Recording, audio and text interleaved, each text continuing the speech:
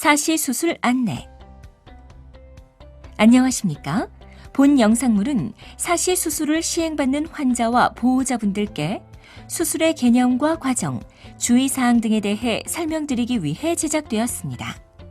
이어지는 내용을 참고하셔서 정확하고 안전한 수술이 이루어질 수 있도록 협조해 주시기 바랍니다. 수술의 목적과 효과. 사람의 눈에는 안구를 움직이는 6개의 근육이 있어서 이들 근육의 움직임에 의해 안구의 회전 운동이 일어납니다. 물체를 입체감 있게 정확히 보기 위해서는 두 눈이 같은 방향으로 정렬되어야 하는데, 사실은 두 눈이 같은 방향으로 정렬되지 않고 한쪽 눈은 보려는 물체를 향하는데 반대쪽 눈은 다른 방향으로 향한 상태를 말합니다. 사시는 눈동자가 돌아가는 방향에 따라 눈동자가 안으로 돌아가는 내사시, 바깥쪽으로 돌아가는 외사시, 위로 올라가는 상사시, 아래로 내려가는 하사시 등으로 구분됩니다. 사시의 치료법에는 안경 착용과 가림 치료를 포함하는 비수술적 방법과 수술적인 방법이 있습니다. 사시 치료의 일반적인 원칙은 제일 먼저 굴절 검사를 시행하여 근시, 난시, 원시가 있으면 안경을 먼저 착용하고, 이후에 시력 검사에서 약시가 있으면 약시 치료를 하며, 이것이 끝나 두 눈의 시력이 같아진 후에도 사시가 계속되면 수술로 교정합니다. 사시 수술의 목적은 안구를 움직이는 근육을 단축시키거나 위치를 옮김으로써 이를 통해 두 눈으로 물체를 보는 양안시를 회복하는 것이며, 미용적인 개선을 위해 수술이 시행되기도 합니다. 선천사시의 경우에는 양안시의 기능 회복이 거의 힘들지만 그래도 어느 정도까지는 양안시를 가질 수 있도록 수술합니다. 그리고 특정한 눈 근육에 마비나 기능 항진이 발생하여 나타나는 마비사시 또는 특수사시의 경우에는 물체가 하나로 보이는 단일 시야를 정면에 가까운 곳으로 이동시키기 위해 수술을 시행합니다. 수술 과정. 수술에 소요되는 시간은 30분에서 1시간 정도이며, 수술 준비와 회복 시간을 포함하면 실제로는 1시간에서 2시간 정도가 소요됩니다. 수술은 전신 마취 하에서 시행되는데, 협조가 가능한 성인 환자의 경우에는 국소 마취 하에서 수술을 시행하기도 합니다. 사시 교정술은 보통 2개의 근육을 수술하는데, 한쪽 눈에서만 2개의 근육을 수술하기도 하고, 한쪽 눈에서 1개의 근육씩 양쪽 눈을 수술하기도 합니다. 집도의는 수술에 앞서 수술 계획을 수립하지만 환자가 마취된 상태에서 눈 근육의 상태를 점검한 다음 수술 계획을 변경시키기도 하는데, 특히 이러한 상황은 눈 근육의 제한이나 위축이 심한 경우, 이전의 수술로 인해 수술 부위의 유착이 심한 경우, 환자의 나이가 많은 경우 등에서 흔합니다. 마취가 유도되면 집도의는 눈을 덮고 있는 결막에 조그만 절개를 가하여 눈 근육을 노출시키고, 눈을 움직이는 근육을 단축시켜서 근육의 견인력을 강하게 하거나 근육의 위치를 옮겨서 근육의 견인력을 약하게 함으로써 사시를 교정한 다음 결막을 봉합합니다. 한편 협조가 가능한 청소년이나 성인 환자의 경우에는 수술 시 근육을 고정하는 매듭을 움직일 수 있는 형태로 만든 다음 수술 후 3일에서 7일경에 안약을 이용한 부분 마취 하에서 눈의 위치를 미세하게 조정해주는 사시 수술 후 조정술을 시행하기도 합니다. 수술 후 치료 경과. 수술 후 경과 관찰. 한 번의 수술로 정위가 될 확률은 70에서 80% 정도이며, 20에서 30% 정도에서는 과교정이나 부족교정 또는 사시의 재발이 나타날 수 있습니다.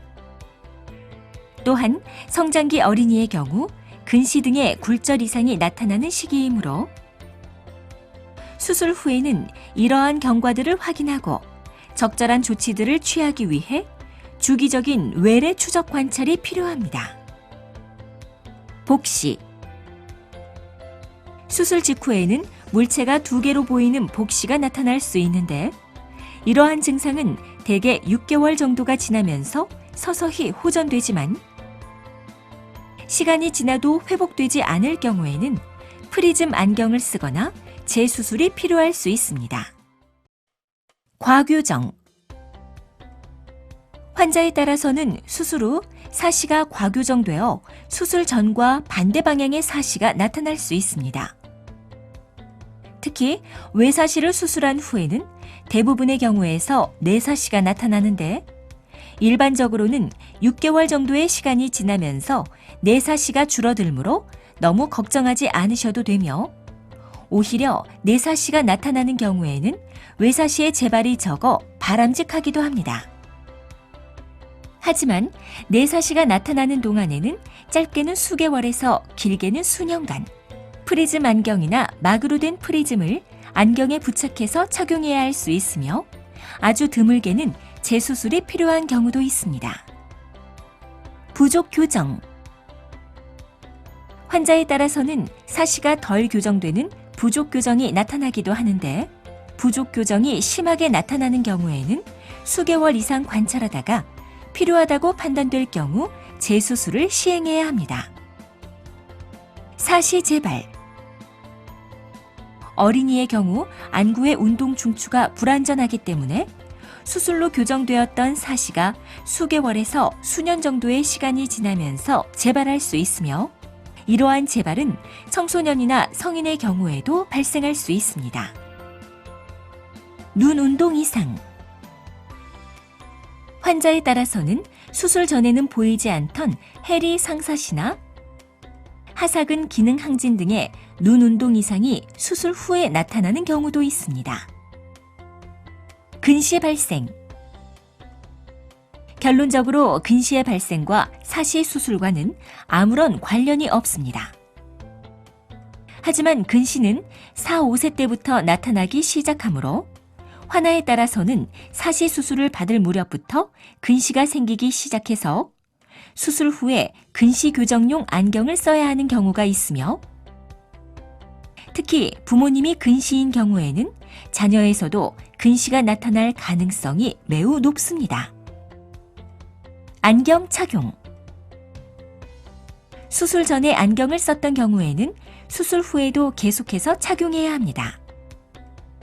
특히 원시와 관련되어 발생한 내사시의 경우에는 안경으로 교정이 되지 않는 부분을 수술로 교정하는 것이므로 수술 후에도 안경을 계속해서 착용해야 눈이 바르게 정렬되고 안경을 벗으면 내사시가 나타납니다.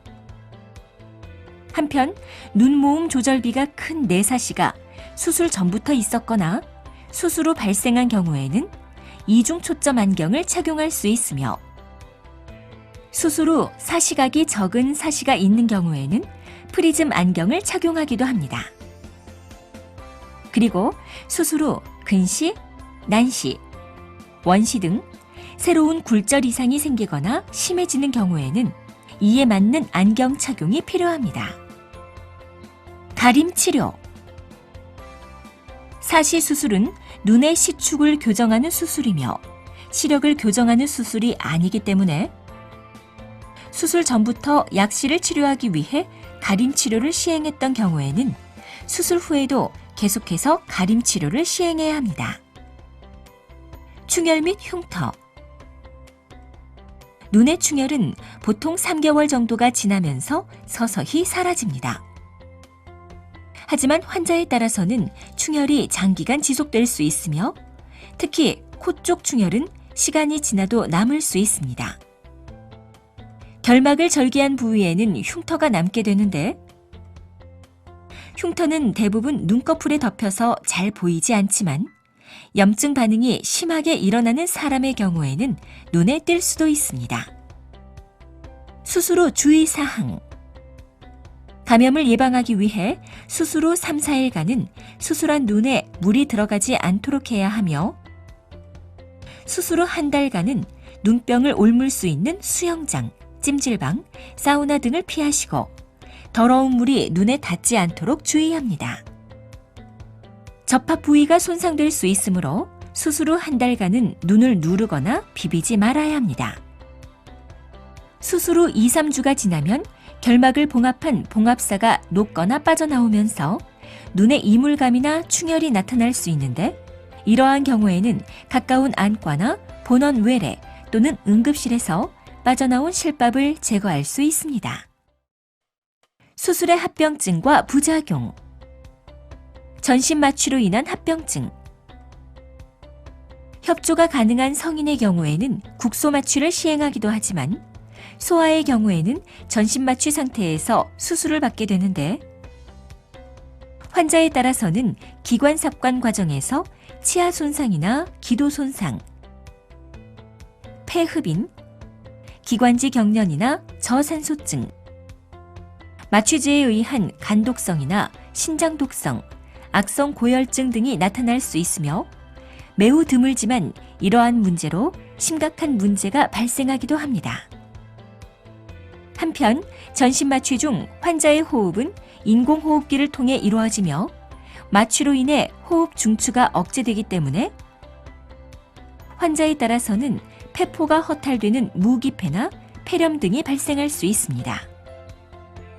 그러므로 수술 후에는 이러한 합병증을 예방하기 위해 심호흡이나 기침 등을 통해 가래를 배출시키고 허탈된 폐포를 펴주어야 합니다.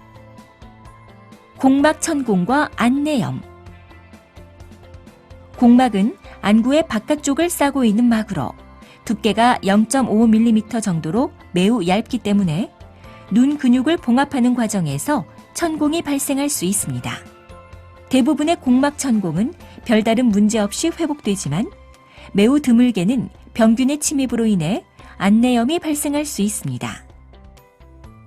안내염이 발생하면 입원 후 국소 항생제 및 전신 항생제 치료를 시행해야 하고, 레이저 시술이나 초자체 절제술 등의 추가적 시술이나 수술이 필요할 수 있으며, 환자에 따라서는 이러한 치료에도 불구하고 실명이 초래되기도 합니다.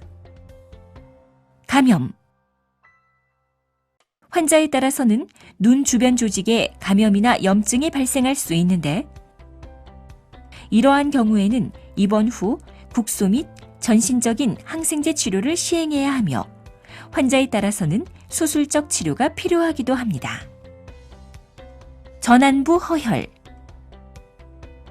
눈의 앞쪽에 혈액을 공급하는 혈관은 근육을 따라 지나가기 때문에 수술 후 혈관 손상으로 눈의 앞쪽에 혈액이 잘 공급되지 않는 허혈이 발생할 수 있습니다.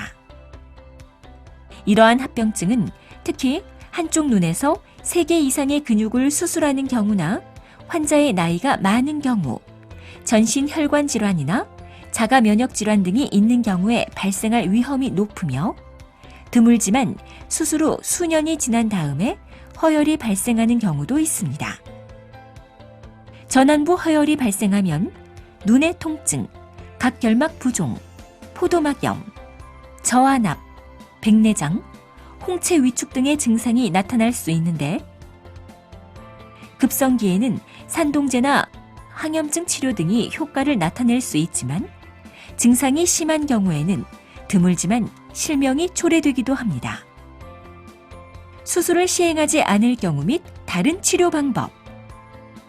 사실을 치료하지 않으면 억제나 이상망막 대응 등 감각 이상으로 인해 물체를 두 눈으로 보는 양안시가 저하될 수 있으며, 성인 사시의 경우 물체가 2개로 보이는 복시가 나타날 수 있습니다. 그리고 사시가 있으면 미용적 측면이나 심리적 측면에서도 문제가 발생할 수 있고, 고개를 기울이거나 얼굴을 돌리고 물체를 보게 되어 비대칭적인 얼굴이 초래되기도 합니다. 사시 치료의 일반적인 원칙은 제일 먼저 굴절 검사를 시행하여 근시, 난시, 원시가 있으면 안경을 먼저 착용하고, 이후에 시력 검사에서 약시가 있으면 약시 치료를 하며, 이것이 끝나 두 눈의 시력이 같아진 후에도 사시가 계속되면 수술적 교정이 필요합니다.